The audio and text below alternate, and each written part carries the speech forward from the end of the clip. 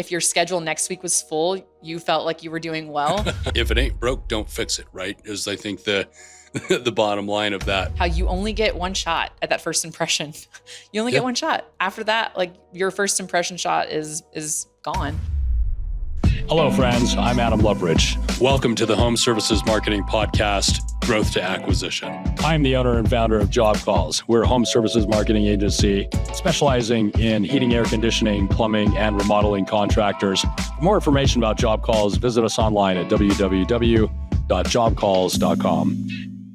Hello and welcome to the Home Services Marketing Growth to Acquisition Podcast. My name is Adam Loveridge with Job Calls, and today I'm very excited to be joined by Ashley Stroud from Plumbing Outfitters. They're out of Taylor, Texas, which is the Austin metro area. Ashley, thanks so much for joining me here today. Thanks for having me, Adam. It's all my pleasure. Yeah, it's my pleasure as well, and I'm excited about the topic today. We're going to be talking about the growth of Plumbing Outfitters, but when I first took a look at you guys and your company, one of the things that really stood out for me was just how cool your brand is. And you guys have this really fantastic thing going on that kind of looks like recreational outfitter kind of brand. And interestingly enough, as we talked about it, you shared with me that you had worked with Lemon Seed Marketing, who'd been on our podcast a few months back anyway, to help with a rebrand effort. And so I want to get into some of the circumstances around that, in as far as how you knew when it was time to rebrand and what that process looked like and what the results have been after the fact. But before we get into all of that, Ashley, take us back to the very beginning and talk to me about Plumbing Outfitters, where you started, how long you guys have been in business, and what your growth has looked like. Yeah, thanks, Adam. So Warren and I started the company together in 2017. We were both in respective careers. I came from a nursing background. I was working in the ER at the time. He went into plumbing straight out of high school and started with new construction, and then gradually kind of found his way into residential service. And we both had kind of come to an opportunity in our careers where we both felt somewhat tapped out, a little bit capped out of what we could, potentially grow ourselves in. And we both felt called to, leaving a legacy and doing something bigger than ourselves and just making an impact on our community. So we decided that we were going to launch Plumbing Outfitters. We took a pretty long trip to North Carolina. It was a road trip. I feel like our best ideas always are born on road trips. But we were on our way to North Carolina, and we went to visit the Biltmore in Asheville, North Carolina. And we got there to the tour of the facility, and the craftsmanship there just really stuck with us. We were amazed at the craftsmanship and just how these original elevators and the workmanship had withstood this major test of time. This is built in the 19th century, and here it is still standing, providing tours today to people. So on our way home from North Carolina, we really started talking about our legacy, what we were doing, and were we really building something that could withstand, the test of time? Would anything we leave here, be talked about a century from now? And that's when we both just kind of hit us all of a sudden. I guess we kind of got that e-bug. The entrepreneurial bug bit us, and we decided we were going to create it. So we spent the whole rest of the time back writing up a business plan. I had my laptop with me, and we started writing out our business plan, talking about our name, which took us months to settle on. We couldn't agree on one. That's kind of what was born. Did you start with Plumbing Outfitters, Ashley? We just argued back and forth for probably weeks on end on what it would be. We had a few different names we were going back and forth on, but finally we were driving somewhere and we saw an outfitter. It was some of their brand, but it had Outfitters in it. And we both literally looked at each other, and I mean, almost immediately we said, Plumbing Outfitters. And it was like, yes, this is it. And I mean, it was immediately, we knew that was the name we were going to go with. So it was a cool moment. But yeah, so we started building our business just there in 2017. We launched, and we didn't exactly know at the time whether or not we were going to, how fast we wanted to grow it. We didn't have a clear vision for what it was going to look like. I can definitely say that. We kind of just jumped in head first and figured we would pivot our way to wherever we needed to go. But in 2018, we were growing pretty rapidly for just a one-man crew. We were really intentional about network marketing, building great connections, finding pipeline referrals. And so I believe that intentionality really helped us get speed fast and get up some steam. Yeah. So I guess the end of 2018, we had a few people just knocking down our door, trying to come work with us. And we were back and forth. Are we ready to take on our first employee, or should we, just wait and see what happens? But we took that leap of faith and hired our first employee in 2018, like our first full-time employee. And it just kind of grew from there. We doubled our team size in 2018. It was 2 people. So it wasn't hard to go from 2 to 4, but sure. We doubled in 2018. We doubled in 2019, doubled in 2020. And we had some really great years. I believe there was a lot of, providential care at work there, and just luck, happenstance that came our way. We had COVID years were a boom for us. We were high demand. People were home more. So we were able to make up some serious ground. And then a freeze hit our area in 2021, a major historic freeze hit our area in 2021. And we hit our revenue goal for the year by the 4th month of the year, based on like a huge storm that came through, a freeze storm. So all that extra capital and income, we were trying to figure out how best it could serve us and how we could make that money, make us more money. And that's when we got really intentional about building our business and investing into systems and business coaching and all the things that we needed to do to personally develop ourselves to create this vision that was kind of more coming to life and taking on a new form. So that's what we did. I'd love to actually dig a little bit deeper into that journey, because you started out, I think, how many plumbing companies start out, right? It's, we've got, the plumber. Yep.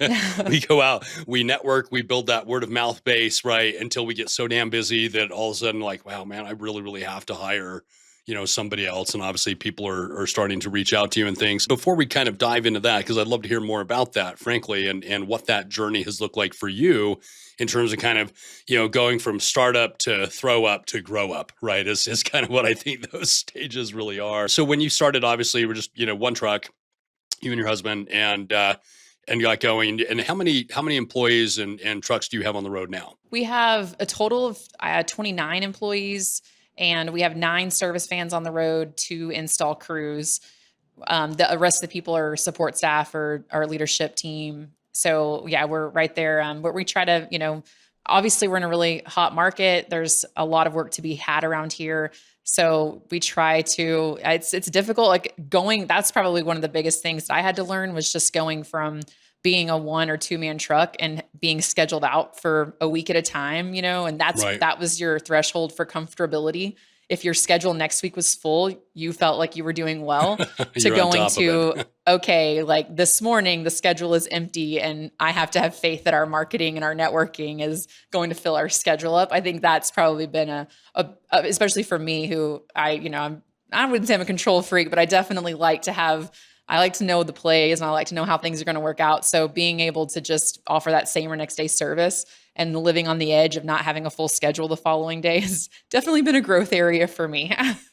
Gotcha. Yeah, absolutely. Well, I suspect there's probably all kinds of areas that you've had to grow as an individual, as I'm sure we all know. And what did Plumbing Outfitters do, revenue wise last year? Whereabouts are you guys now? We had our eyes set on 5 million last year. We came in under that just marginally, super close. And so this year we set pretty much every year since we started, in the last 3 years, we've had about a 20 to 30% year-over-year growth. So we set our goal for a 27% year-over-year growth, and we're on track for it this year. Feeling really confident that we're going to hit that. That's awesome. I've always said or believe personally that slow and steady wins the race. And it's you hear about these companies sometimes that have this hyper growth, I think gets a lot of attention, out in the marketplace. Like, oh, we went from 0 to 5 million in a year and a half or something. Right. Yeah. So because it's, but that's not reality of most companies out there. I don't think so. And what I love about what you're talking about is, hey, we're getting low double-digit growth every single year, continuing to increase trucks on the road, continuing to increase personnel.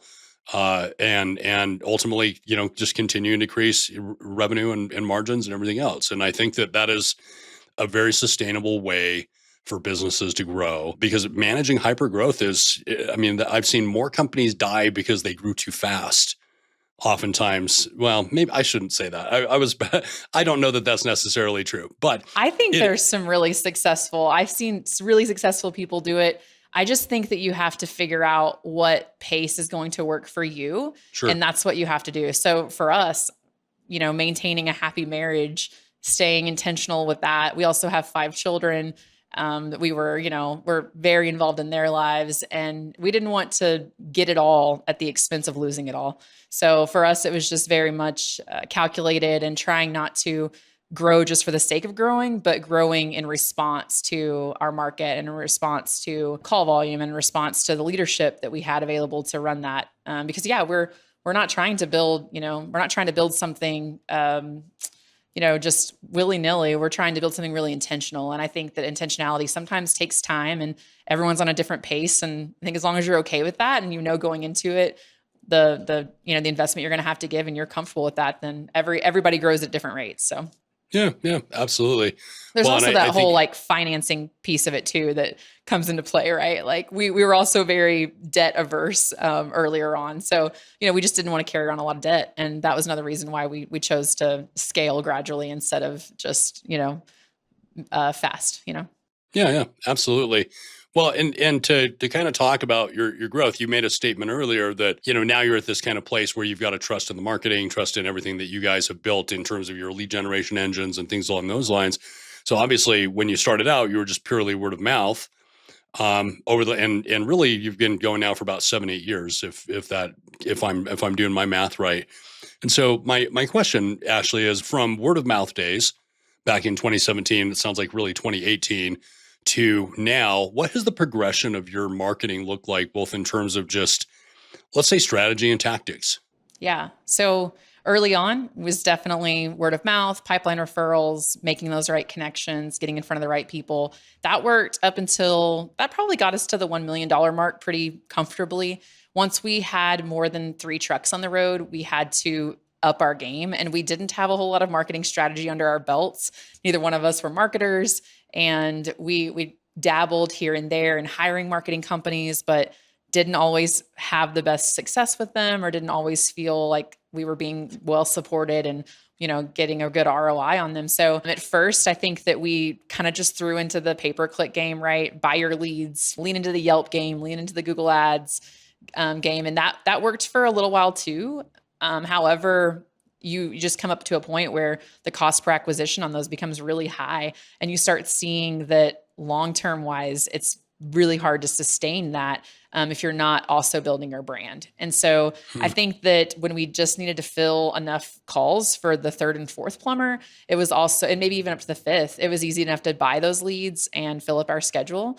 And then when you start trying to scale from 5 or 6 plumbers up to 7, 8, 9, you really start realizing how expensive that's going to be to, actually source all of those leads from a pay-per-click standpoint. So that was our eye opener of how much we were under leveraging branding and what an important piece that is to not only bring in, brand awareness and bring in leads, but it also just really supports your actual, pay-per-click strategies and your actually advertising budgets. Like they work really well in conjunction with each other. So that would probably take us to why the rebrand.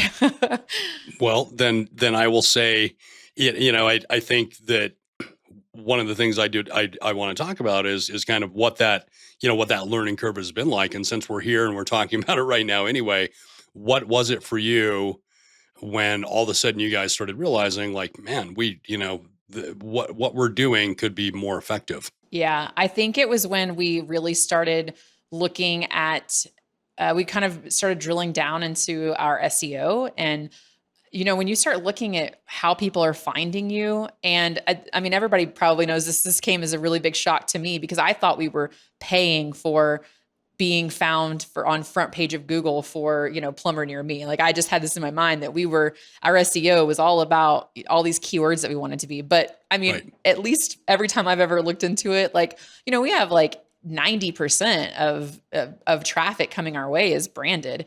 And that was even before we branded, where we were branding ourselves well. And so for you not to lean into that portion of it, that was a very big eye-opening to me. Like, people are searching for our brand and we don't even have a super memorable brand yet. It's not something that sticks, but I could definitely see how branding would help, increase that level of traffic. That was 90% of our SEO strategy, or that was our 90% of our, search terms. I figured that was a good place to invest a lot of time and money into. It's a wise conclusion, if I'm being honest, and I think you've hit on a really, really valid point in that there's so much repeat business in plumbing. HVAC is the same way, right? We really work as a marketing company, and both of the HVAC and plumbing are kind of our bread and butter. But I think that there's this reality, and kind of like you alluded to, we didn't really even have a strong brand back then, right? Or something that we felt, maybe all that particularly great about.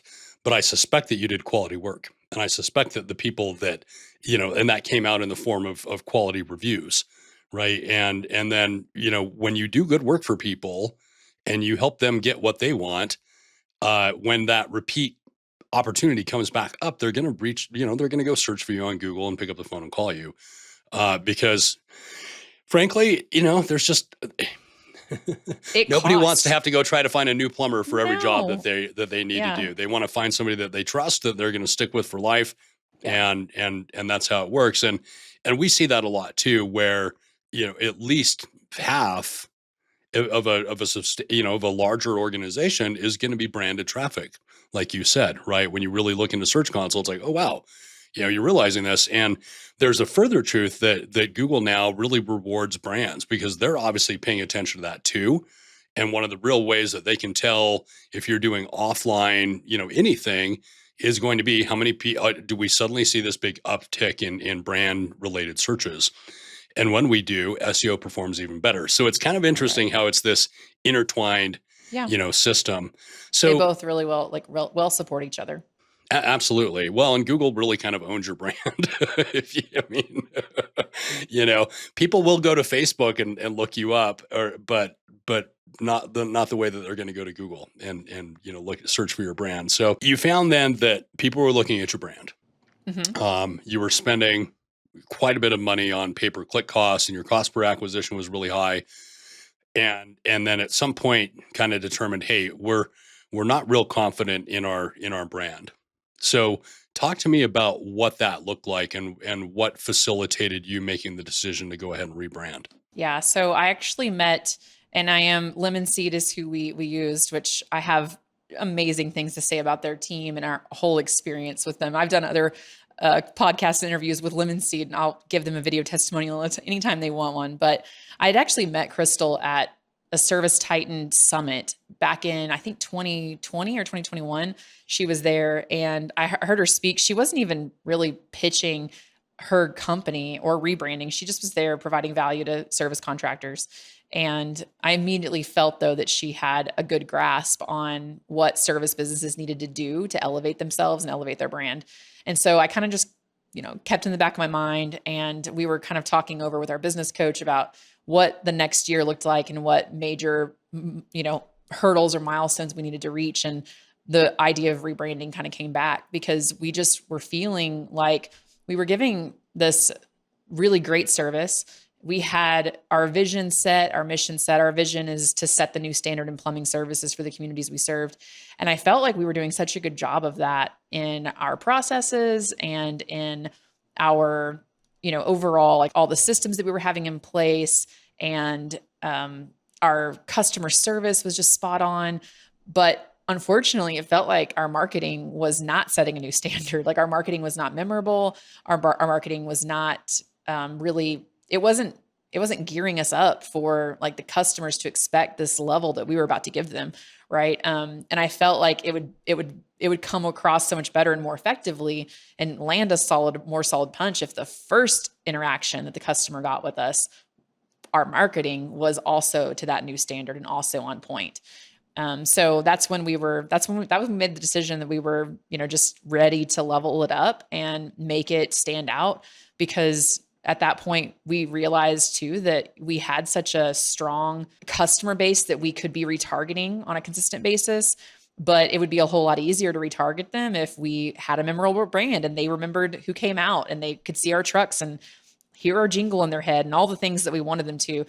We just wanted to develop a better relationship with them. We wanted to be more visible to them and develop a deeper relationship with them. And I think branding plays a huge part in that. That's awesome. You mentioned the trucks. I know we can't really do show and tell here in the podcast, unfortunately. But what did they look like before, and what do they look like now? It's so different. So our old trucks were white. We had our big blue arrowhead logo, which was just an arrowhead outlined, and it was great. Like I still have a lot of sentimental value about that original logo. But it was literally just that with our name, in a font, Plumbing Outfitters, on a white truck. It's funny. I tell people all the time, we didn't really have that many more. Once we actually finished the rebrand and got them all on the road, we didn't really have that many more trucks on the road. We still were somewhere between the 8 to 9 trucks on the road. But I never remember seeing our trucks in Austin. Austin's a pretty big area. I never remember seeing them. Once in a blue moon when I would go into Austin. I mean, once maybe a year, I would say, oh, I saw our truck, off of Mopac. And now when I go into Austin, I can't go into Austin without seeing our truck. I went into Austin today. I saw our truck on Chandler Road. Nice. So it strikes me. It's funny to me that as the owner of the company for years, I was driving into a big metropolitan area, never seeing our trucks. And then we rebrand and all of a sudden I'm seeing them everywhere and I'm the owner of the company. So like you would think that I would be naturally seeing those, even if they were white and even if they weren't standing out, you'd think I'd see them, but I didn't. And so that's been really shocking to me where I'm like, I see them every single time. I can't go into Austin without seeing them. So the new ones are fully wrapped. They have our new logo, which is definite. It's just a kind of a remake. We asked to keep some of the original elements of our original logo, which Lemon Seed did a phenomenal job with. It's got some really cool topography lines on it that you can see, which is kind of plays into our nature outfitter brand.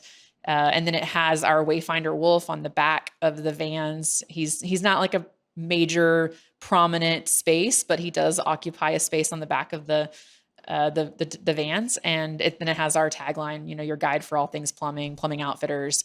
And we don't have a phone number on it, but we do have we do have like a website on there on the back. So I just think it's definitely unique. We didn't want to look like anybody else in the Austin market. We asked our branding company to really make it to where we stood out, and we didn't want to just go with the typical colors. We wanted to have something. And so nobody else is our color scheme in the Austin area. And it just fits in really well with the vibe of Austin. Austin is a nature city. There's a lot of people constantly outdoors, kayaking and hiking. And so it fits in really well with that demographic. That's cool. And you mentioned that you don't have your phone number on the vans. What was the, I think I probably know why I would not put phone numbers on the van, but why was that the choice for Plumbing Outfitters? Yeah. So we really because it was on our old van. We had our phone number in big bold letters. We actually had a tracking number on those numbers, and in 5 years on the road, we never had anybody like call that tracking number. So we had the data to support that people don't really call the number because they're driving. So they're not writing it down. They're remembering it. That's the idea, at least, is that they're remembering your brand and your name enough to call you. So they're going to look you up on Google and they're going to call you from Google, and it's going to come across your Google campaign when in reality they saw your truck. So we knew that the phone numbers weren't driving any sort of traffic. So for the new one, we just didn't want to take up valuable real estate space on the van with a phone number. We just wanted to focus on giving as much of a memorable image as possible. Sure. Absolutely. Well, and I've seen, pictures of your trucks on the website, and it's interesting because you've got the wolf, what I would define as a mascot, right? That's very prominent on the homepage, right as you come on, but sounds like less so on the vans themselves. And I'm sure that was probably a strategic decision when you went through this whole thing with Crystal over there at Lemon Seed, as well. I love the idea, by the way, of not even putting your phones on the on the trucks at all. Yeah. Because It felt it felt a little bold and a little weird. We were like, oh man, do we really want to? But then at the end we were like, we have the data to support that we don't get we don't get calls from it. I have one client that's been with us for 12 or 13 years, and same thing. We've got trackable phone numbers, and over a decade's worth of data to sort of support the fact that, like, I mean, I wouldn't say it's no phone calls, Yeah. but it's so few to be just relevant. It's just not even relevant. Right. It's not even why do it? Why spend the money on it? And I think you're exactly right. And if it were me, and I've put together a really nice brand that's easily recognizable, that's catchy, that kind of fits into the local vibe there in Austin and whatever else, I don't want to have the phone number on there. I want them to go to Google. I want them to read our reviews. I want it to turn into branded search for me, and I want my brand to be able to carry itself. And I think that's kind of what you're talking about, if I'm not mistaken. Yeah, I think there's this really interesting studies about first impressions and how you only get one shot at that first impression. You only get one shot. After that, like, your first impression shot is gone. So everything you can do to capture that first impression and pack as hard of a punch as possible is the more likelihood you're going to have a conversion on that. So we're very much, use as much real estate as you can on those vans to drive memorable, connection with your customer. What changes have you noticed, both in terms of your marketing and how that's performed since doing the rebrand? And then I would say also too, what, if any, changes have you noticed from a culture perspective inside of the organization? Yeah, that's awesome. I actually would love to start with the culture, because that's probably Please. it's one of my favorite topics. Please. We definitely had some, I guess, hesitancy. I think a lot of people just assume that a rebrand means change, and why are we changing, and who are we changing for? So it can lead to a lot of uncertainty, and that's just change in general. But our team really started leaning into it. And I think you do have to work really hard on how you present changes like this to your team and make sure that it lands well, and that all the people on the team feel like they're being heard and that their concerns are being met. So we were really intentional about being transparent with them, letting them know what to expect, timelines of when to expect it. We didn't get a whole lot of, we were intentional about not getting a whole lot of input about the brand, because you can have too many cooks in the kitchen and then it gets really hard to make decisions. So we didn't exactly take in any suggestions or feedback on our actual branding, but we were really transparent about what to expect, when to expect it, why we're doing this. And that led to a whole lot of buy-in from our team. So when we launched, everyone was pretty excited. Other than Wayfinder Wolf having the mascot, he took a little bit of warming up to. Our team was not completely on board at first with having Not everybody a was down mascot. for the wolf, huh? No, and we've got big intentions for him in the next couple of years, so it's only going to get more fun. But he was definitely not a fan favorite at first. But other than that, this gave just so much. It breathed so much new life into the company. We had new uniforms, we got new pictures, we had new hats, we got new promo stuff. We were making a big splash on our social media, and it became something, I feel like, where the whole team just got really proud of the brand, what they were wearing, what they were representing. And so we just had this major, and Warren and I were re-energized too. After 7 years in business, I wouldn't say we weren't burned out by any means, but we definitely needed something to re-energize us and get us re-excited about, what we were offering and what we were doing and how it aligned with our vision. So it was great. It was a really fun year. We were, just doing a whole lot of outside the box thinking and new things. Everybody loved having branded vehicles, which we weren't able to do all of them at one time. We had about a 7 or 8 month progression of getting them all wrapped. And so that was, it was fun to everybody was excited to get their new van wrapped. And so it was great. Yeah. Huge culture benefit there on that front. I have a quick question for you on that, in that regard, Ashley. And that is as part of this rebrand process, obviously you're doing things like logos and new wraps and all of this other stuff, right? That's kind of on that front end. As part of this process, did you go through and update your mission and vision and values and things along those lines? Or was this a complete, kind of makeover? Yeah, we did not actually. We were actually very adamant with the Lemon Seed team that there were a few non-negotiables that we just weren't willing to change, that we didn't feel like needed changing. And so our vision, our mission, and even our core values stayed the same. And they were able to work within those confines and still produce something that we could all kind of rally behind. So yeah, I think it's totally possible. I've seen other companies rebrand a name and rebrand everything. This business is just it's an extension of Warren and I. It's a reflection of who we are, what we stand for. And so at the end of the day, we wanted to make sure that we still recognized it and that it still resonated really heavily with us, because we knew that we were still going to be very much involved in this business and, Sure.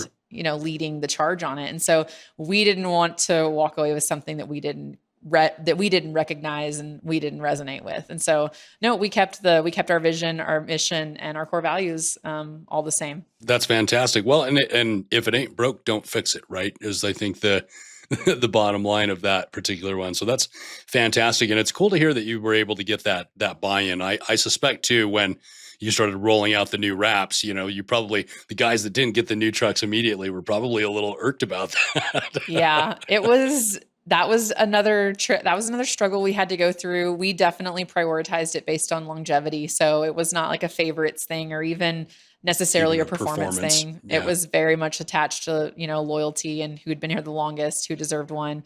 And then we just worked really hard at trying to speed up the process as much as possible to make sure that we got those newer guys into vans.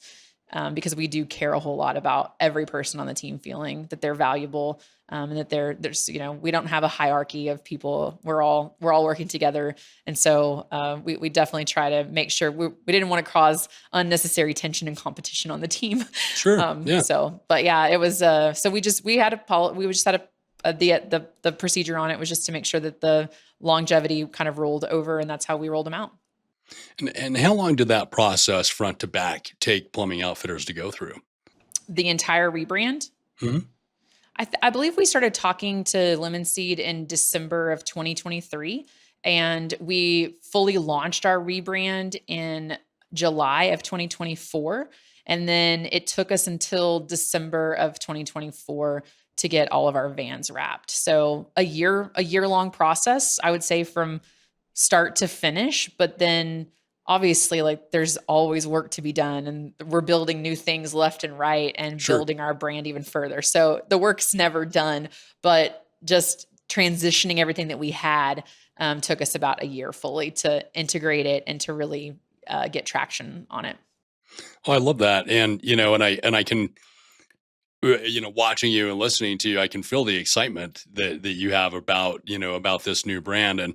And you had talked earlier about wanting that kind of, that gestalt, right? Of like, we've been doing this for a while and we're still passionate about it, but how do we turn that fire back up? And I'm curious to know how, from that soft perspective of you as an owner and the motivation that you have to want to get up every morning and show up at the office and, rinse and repeat every single day. How has that changed for you as part of that process? Yeah, I think what it did was it just gave us a lot of clarity on what we could accomplish with Plumbing Outfitters. And so not necessarily that the rebrand gave me all this new energy. It just realigned our vision and what the potential of this business could turn into. And that's what excites me. The impact we can lead, the leadership that we can develop, the people that we can mold, and we can cause a positive impact on their lives. Like that's what gets me, up every morning. And so I don't necessarily think that I've always loved our brand. I've always loved what we stood for. But it more was just this rejuvenation of, okay, what we thought was once our goal, our 5-year goal of reaching 5 million, in revenue and 9 trucks on the road, drastically changed to, okay, well, with this new brand and with this type of intentionality and capturing more market share, what does Plumbing Outfitters look like 3 years from now? And that vision grew tremendously with the rebrand. It really opened up doors in our own minds of what was possible. And so that's what probably got me going more than anything. tell me a little bit more, I guess, about what what that new perspective or those new goals look like then for plumbing outfitters, post rebrand. The end of 2024, we redid our map. So we usually do 3-year vision maps. So we have our 2028 vision map now that we're working towards. And that looks like growing this location here locally to probably about 12 plumbers, somewhere in the $7 to $9 million range is what we're shooting for.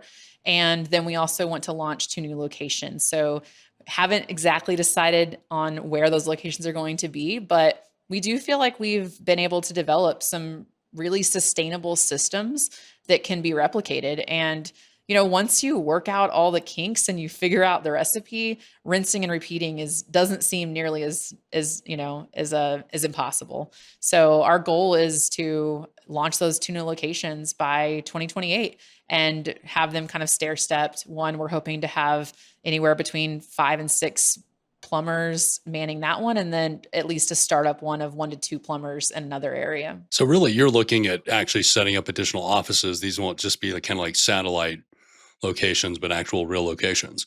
These will be real locations with their own leadership teams. And obviously, we're going to give playbooks for how to operate and how to be successful at them. And Warren and I still want to have the overall oversight to make sure that quality stays high and and our core values remain the same and our mission stays the same.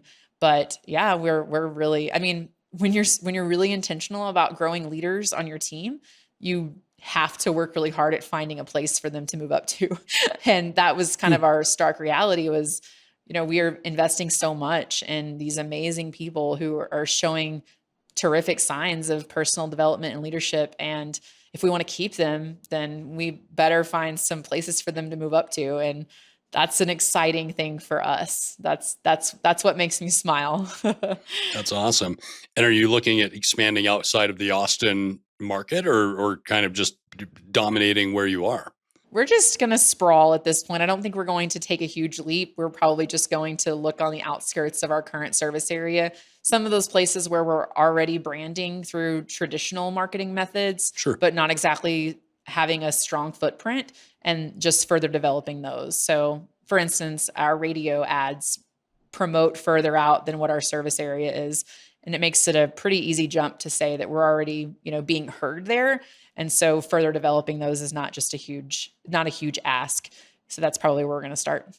I love that, and it interestingly enough, that strategy has been one that we've been employing for our clients for a very, very long time because we do a lot of local SEO at the end of the day. And you earlier you were talking about plumbers near me, right? am I showing up for plumbers near me? Well, obviously, as you and I both know, there's a lot more keywords out there than plumbers near me. But in the plumbing industry, that one gets about 1 million hits a month across the nation. Yeah. And so it's a big one. But, we're able to go so far in terms of how much we can reach organically with Google Maps specifically, right? Because those are usually going to be those top 3 spots on Google. And so we'll go and expand out just as far as we can get and then go drop another pin and rinse and repeat, right? And that is frankly, I had a company that just kind of fell into our wheelhouse who's done that exact strategy here locally and have about 35 different locations. And not obviously all of those are manned, right? But you're getting into some advanced level, strategy there in terms of how do we set up additional footprints in these other markets. And I think it's a really incredible idea and applaud you for making it. And I, if you're okay, I'd like to kind of dovetail back onto the marketing side then. At this point, does that sound fair? Okay, so you had mentioned radio, and I know that you're doing SEO and ads and all these other things. How is Plumbing Outfitters? What additional methods are you using to really get your message out into the marketplace? Yeah, so we have 3 different systems set up. So we have a sales in our marketing, and you probably could preach this better than I could, Adam, but we have a sales, a branding, and then like a retargeting kind of buckets that we try to allocate different funds for. Okay. And so when you're talking about sales, right, you're going to be your traditional pay-per-click and all the things we're doing there to just lead gen.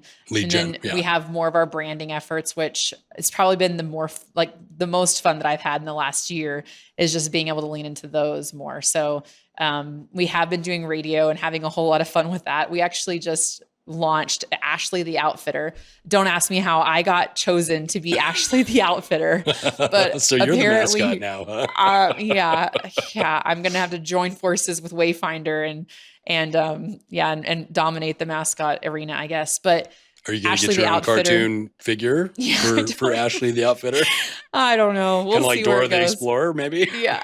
I think that was kind of the vein of which that was created in. But I do like it. I do like it because you don't see a whole lot of. I'm all about disruption. Like anything that's disruptive, it's gonna have I'm gonna give it my stamp of approval usually. And so Ashley the Outfitter is a little more disruptive. There's not a whole lot of female plumbers leading the charge in the trades. And so if I can do that for the company and be that, then I will. So this is cool. It's like a FAQ we have an endorser, which we found works really well for marketing. Just having that endorser develop that brand trust awareness and they're already having trust within their listeners. And so that's really helped. And we use somebody through a local radio station here in Austin. She's phenomenal. We go out to lunch once every 2 or 3 months and just shoot the breeze and catch up. And she's great. And so we kind of launched this Ashley the Outfitter. It's a FAQ series where people submit their questions via social media or through our website, or they can also collect it through the radio station and we answer them live on air. And I'm the one that gives this phenomenal advice after I run it through Warren to make sure that it's accurate. That it's technically proficient. Yeah. Correct. And fun side note is that I actually do have my journeyman license. Cool. I was really intentional about when I first joined the plumbing industry, I really wanted to learn about it. So I'm not completely clueless. Like I have passed my journeyman test, but there's so many nuances within service plumbing that I don't want to ever give bad advice. So I usually check it through with Warren first and be like, this is what I'm thinking. This is the right answer, right? And I usually am 85% of the time I'm right on. But so yeah, Ashley the Outfitters on our KLBJ radio station. And then we just had this really cool development that was a fun campaign to work on. It's called The Outfitters, and we're launching it through social media channels as well as through OTT and like CTV streaming. This has been really fun. We had, again, road trip. We were coming back from the Lemon Seed Conference in East Texas earlier in the year. I think their conference was in January, February. On the way back, we were talking about how do we become more memorable? And so we came up with this idea on doing a parody of sitcoms, like a Plumbing Outfitters parody, where we find ourselves, the Outfitters find ourselves in sitcoms and we fix their plumbing problems. And so we had the best time, like a full day's worth of shoot. And we did 3 different segments. We did a Seinfeld, a Friends, and a Brady Bunch parody. And those are actually launching. Like the first one actually drops this week, and then we're going to just launch them every few weeks until we, they run their course. But that's been really fun. But we would have never had that, I guess, the confidence to do it, or really the brand imagery to do it without, rebranding. So It's opened up a whole lot of just creative doors for us that didn't exist. So that's probably what we're doing really, really heavily in the branding right now. And I have a quick question about that actually, and maybe you can tell me, maybe you can't. But with the OTT CTV, obviously I would lump that into branding as well, but it can have a lead gen component to it too. Have you seen that with what you've done on the CTV side of it? I try not to expect. It's the same thing. Like people don't look at phone numbers, so it's almost really hard to track. We look more for brand lifting, like is brand lifting happening? And that's really kind of our metric we go by to make sure that our efforts are paying off. Obviously, it's all meant to lead gen, right? Like that's why you do it, is to lead gen. Right. One way or another, we want customers through the door. Exactly. But I definitely don't go into it with the hopes that we're going to get, a certain amount of people calling in on that campaign number, or you just almost can't. Like you have to understand that you're really just trying to reach customers every day or every week with an impression that they remember you by, Yep. and that they look for Google and call you. And the chances are they're going to call you on your Google sponsored ad, right? Like that's probably where they're going to hit LSA or they're going to hit LSA. They're going to come in through LSA. They're going to come in through whatever, right? But I think it all just kind of works in conjunction. You just kind of have to have, it's kind of a big leap of faith. You just have to have faith that your branding is memorable and that it's paying off. So I'm sure there's marketers out there that could give a better, but that's how I go to sleep at night, spending all the money we're spending on branding and being okay with it. It's just that hopefully it's giving a brand lift, and that's what we're doing. Well, you look at Pepsi and Coke and these big, companies out there, and there's a reason they keep taking ads in the Super Bowl, right? It's the most expensive,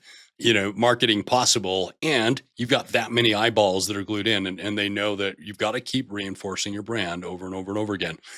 And that's been our experience as well with, OTT, CTV. It really is going to lift the brand, and you can really track that and just measure that through Search Console, obviously, through analytics to a lesser degree. But the other thing that we've seen too, and I'll just, throw this in there is particularly in HVAC, we've played around with this quite a bit, where we'll actually go out and get lists. And specifically, we're looking at homes that have been built, 15 years to 20 years, and then kind of, going back through so that we can kind of time when an air conditioning installation will happen. Right. And the nice thing about using, big data, I think, in CTV, and not to geek out on this too much, is that we can now, throw that tracking pixel on the website as an example and get some idea of, because we have that unique identifier for that particular individual, right? You never look at a piece of data and go, oh, here's their name, address, and social security number. It's all of that is stripped out, of course, but we do have that unique identifier. And so it's nice to be able to, in those situations, track traffic specifically from the campaign. Yeah. But even then, it's only going to amount for, a percentage of it, because it might be on a device that you didn't have, that you weren't aware of, or there can be a variety of other things there. So, so it is, lots of variables. You're exactly right. And then you talked about retargeting. Are you referring to more kind of like inside sales in that case, retargeting your existing customers? Okay. Yep. Retargeting our existing customers and just staying relevant with them, because once you go through all the cost it takes to acquire them, your job is to keep them. Like that is what your job is as a market is, if you're leading the marketing in your company, like it's cheaper to keep them than it is to get a new one. So you just you cannot undervalue, especially if you are being intentional and diligent with creating an amazing customer service, then like you don't want to lose them just because that new customer or that customer service experience wore off and they haven't heard from you in a year. Because you'll lose them. Like somebody else will sweep in with a really creative ad, and they'll steal them away from you. They're going to forget about your brand. That's right. Yeah. So I think that you have to be super intentional with with email marketing, with SMS marketing, with whatever means you decide. It can be also just community awareness and making sure that you're being super active in your community and sponsoring and being visible to that customer base. So I think those are all really important facets. I completely agree, and thank you for sharing that. Or do you also take that retargeting effort into Google and Facebook specifically in actual retargeting campaigns? Yes. So a lot with our email marketing, especially when we're trying to do new customer acquisition. Obviously, like sometimes the first impression doesn't work, but the more times that they see your brand, I mean, it can take how many touch points does it take, Adam, to capture a customer? They say minimally 6. 6 to 10 is kind of the number, right? But minimally 6. That extra retargeting ad obviously can go a long way if that's the fifth one, and then that sends them to your website or to your Google listing and they see your reviews, that can be the sixth one. That's what could put them over to make that call. So, we've always employed making sure that people that are visiting our website get retargeted too. And I think a good marketing company, is obviously going to know those outlets and know where the most juice to squeeze on that. Yeah, absolutely. Well, and obviously you guys are doing quite a bit of your own marketing in-house, I would say at this point. We are. Yeah, we kind of went rogue and brought a lot of it in-house, which I still have. I wake up every morning questioning whether or not how long that's sustainable. I'll give you that. But we talked about this in our. Yeah, which parts have you brought in-house, Ashley, and what do you still have work doing outside agencies with? Yeah. So right now, the only outside agency that we're using is we do have an SEO company that we pay to do our SEO. But that's all they do for us. They don't do like, we don't have an overall agency that does multiple things. So we outsource that. And then we do have another company that we outsource for Google pay-per-clicks. Gotcha. Other than that, other than our branding company, which we use for overall brand, like strategizing and creative work, Mhm. making sure that all of our creatives are on brand. Right now, consistently, that's the only thing that we're doing. That we're outsourcing everything out. LSAs are in-house. Sure. I say that Yelp is being managed by a team, outsourced. There's not a whole lot to manage on that front, I don't think, but It's we are having that pay-per-click, outsourced. kind of like Google, Yeah. But less sophisticated, really. Less, Yeah. yeah. So Yeah. Yeah. Okay. That's fantastic. I'm a big proponent of companies doing their own social media. Because yeah. I Oh, really, yes. I don't think as an agency you can Capture get, it. no. Yeah, it's hard. Yeah, We've tried using agencies for social media and we come up just very disappointed. And it's not their fault. yeah, They just don't have, like, you're not part of the everyday culture. And so capturing it and then giving a vision to your potential employees or potential customers is just, it's really difficult. And so sure. I'm very big fan of having a system in place to where anybody in your company can run your social media. It doesn't take much to set up a Google file, photos drive. People Right. dump photos into it. With AI these days, give it the right prompt and it can come up with the best prompts for you that are in your voice. And then it's just a matter of taking the time to do it. So I'm a really big fan of in-house social media. I am too.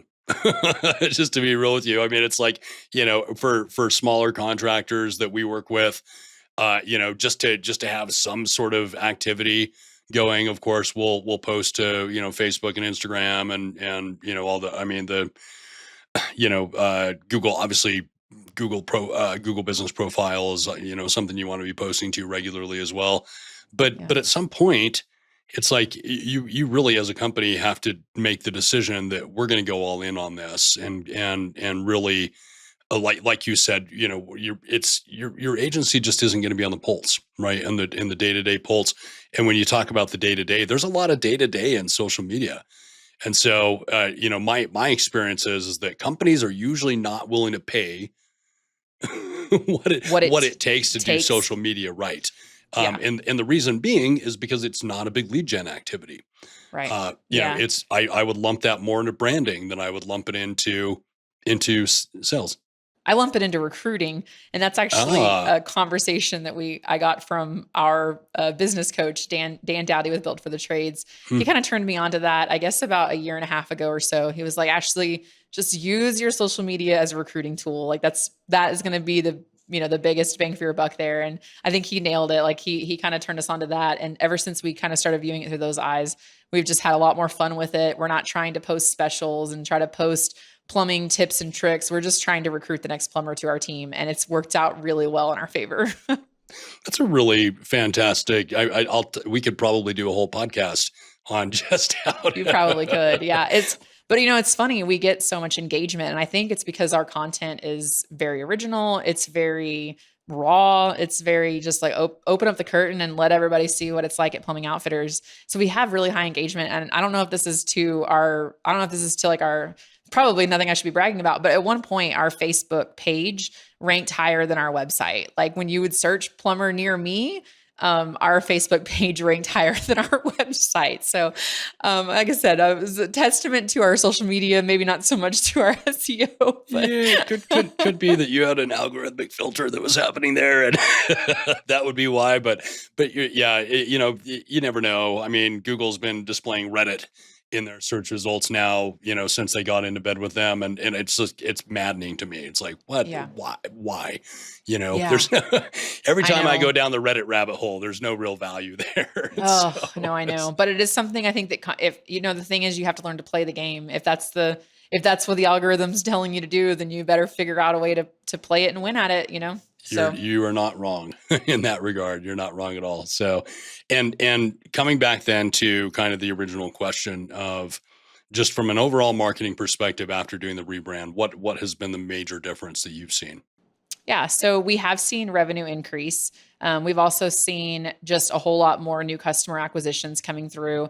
So just being able to rely on new customers coming through. But I would say more than that too, we've had higher conversion rates.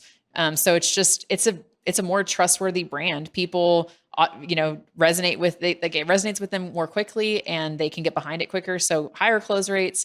Our average tickets went up anywhere from just 2 years ago. Our average tickets are up 40%, 50%, like big jumps in average tickets.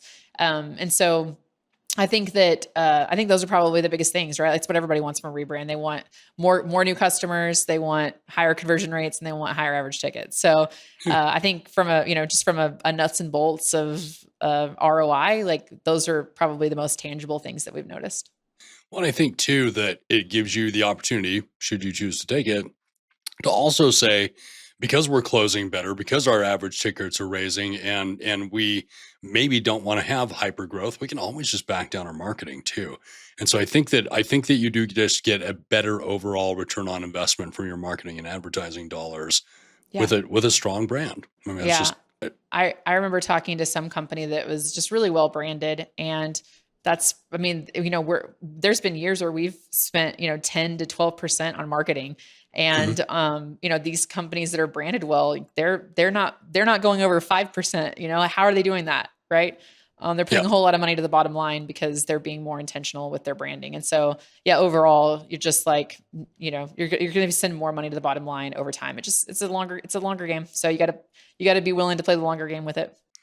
Well, I love that, and to kind of wrap this up, then talking about the longer game, and this being the home services marketing growth to acquisition podcast. what is the exit strategy there for Ashley and Warren at Plumbing Outfitters? Do you see an acquisition in your future? Do you want to take this thing all the way out? What are your plans there as you start executing on your goals and push this up into a 8-figure kind of business? Yeah. I wish that I had that answer for you, Adam, but I don't exactly have it. And I think it's a detriment to service companies not having a solid exit strategy in place. And I definitely think that I'm not saying that everybody should just not have it, but we just don't have it yet. If I had it, I would share it. I do know that we're building something that's going to outlive us. Like I know that for sure.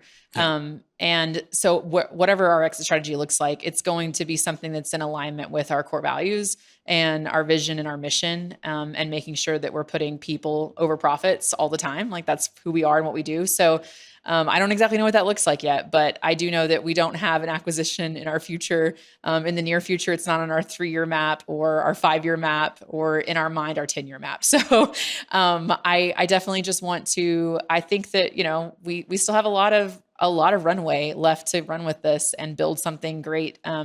And until that runway starts, getting shorter, then we're just going to keep having a lot of fun with it. Fantastic.